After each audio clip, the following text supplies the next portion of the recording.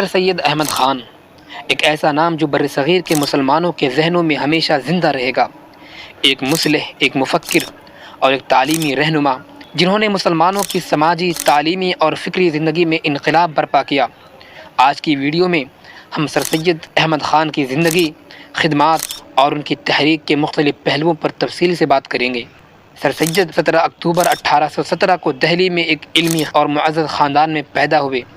ان کے والد میر متقی ایک مذہبی عالم تھے، جبکہ والدہ عزیز النساء بیگم نے ان کی تربیت میں بنیادی کردار ادا کیا۔ سر سید کو بچپن میں مذہبی تعلیم کے ساتھ ساتھ فارسی اور عربی کی اعلیٰ تعلیم دی گئی۔ دہلی کے علمی ماحول میں پروان چڑھتے ہوئے سر سید کو اسلامی علوم کے ساتھ ساتھ دنیاوی تعلیم حاصل کرنے کا موقع ملا۔ وہ عربی، فارسی اور فلسفے میں مہارت رکھتے تھے اور ان کی دلچسپی ہمیشہ تعلیم اور علوم کے فروغ میں رہی۔ سر سید احمد خان نے اپنی عملی زندگی کا آغاز 1838 میں ایسٹ انڈیا کمپنی میں ایک سرکاری ملازم کے طور پر کیا۔ انہوں نے جلد ہی اپنے علم اور صلاحیتوں کی بنیاد پر اہم عہدے سنبھال لیے، تاہم 1857 کی جنگ آزادی نے ان کی زندگی اور خیالات کو بدل کر رکھ دیا۔ 1857 کی جنگ بر صغیر کی تاریخ میں ایک اہم موڑ تھا۔ سر سید احمد خان نے اس جنگ کو بہت قریب سے دیکھا اور بر صغیر کے مسلمانوں کی حالت زار پر گہری فکر کی۔ اس جنگ کے بعد انہوں نے مسلمانوں کی شکست و زوال کا تجزیہ کیا اور سمجھا کہ مسلمانوں کی پسماندگی کی سب سے بڑی وجہ ان کی جدید تعلیم سے دوری تھی۔ سر سید نے اپنی مشہور کتاب اسباب بغاوت ہند لکھی، جس میں انہوں نے برطانوی حکومت کو مسلمانوں کی حقوق کی خلاف ورزیوں اور جنگ کے حقیقی اسباب کے بارے میں آگاہ کیا۔ ان کی یہ کتاب مسلمانوں اور انگریزوں کے درمیان پیدا ہونے والی غلط فہمیوں کو دور کرنے کی ایک بڑی کوشش۔ سر سید احمد خان نے محسوس کیا کہ مسلمانوں کی بقا اور ترقی کا واحد راستہ جدید تعلیم ہے۔ انہوں نے دیکھا کہ اگر مسلمان جدید تعلیم حاصل نہیں کریں گے تو وہ نہ صرف سیاسی اور سماجی میدان میں پیچھے رہ جائیں گے،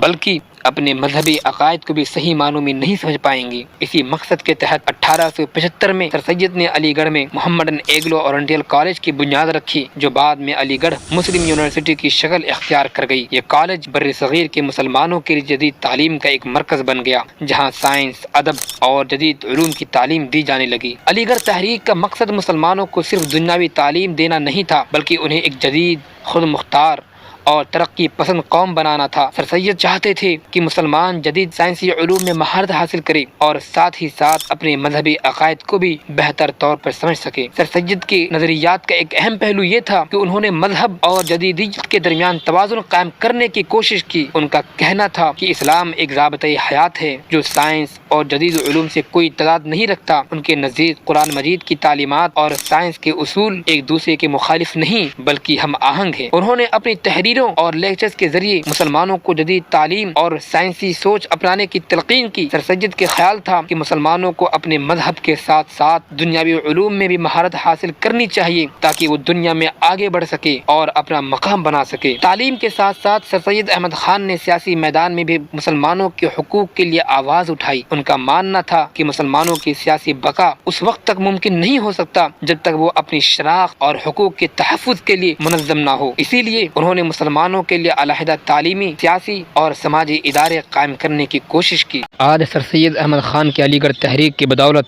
علی گڑھ مسلم یونیورسٹی ایک عالمی معیار کی تعلیمی درسگاہ ہے۔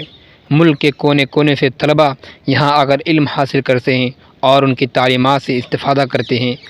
سر سید کی اس تحریک نے مسلمانوں میں جدید علوم کے حصول کا جذبہ پیدا کیا اور انہیں خود مختار اور باوقار قوم بنانے میں اہم کردار ادا کیا۔ سر سید احمد خان کی وراثت آج بھی زندہ ہے اور ان کے نظریات اور خدمات نے مسلمانوں کو تعلیمی، فکری اور سماجی ترقی کی راہوں پر گامزن کیا۔ ان کی تعلیمات کا اثر نہ صرف بر صغیر میں بلکہ دنیا کے مختلف حصوں میں بھی محسوس کیا جاتا ہے۔ سر سید احمد خان کا انتقال 27 مارچ 1898 کو علی گڑھ میں ہوا، لیکن ان کے فکر اور تحریک آج بھی زندہ ہے۔ ان کے خدمات کو نہ صرف مسلمانوں بلکہ عالمی تعلیمی اور فکری حلقوں میں بھی سراہا جاتا ہے۔ سر سید احمد خان کا قبر علی گڑھ مسلم یونیورسٹی کے احاطے میں واقع ہے، جہاں روزانہ سینکڑوں طلباء اور عقیدت مند حاضری دیتے ہیں۔ ان کے خدمات کا اعتراف دنیا بھر میں کیا جاتا ہے اور علی گڑھ تحریک کے اثرات آج بھی محسوس کیے جا سکتے ہیں۔ سر سید احمد خان کی زندگی سے ہمیں کئی اہم سبق ملتے ہیں۔ ان کا پیغام تھا کہ تعلیم کے بغیر کوئی قوم ترقی نہیں کر سکتی۔ ان کے یہ الفاظ آج بھی ہمارے لیے مشعل راہ ہیں۔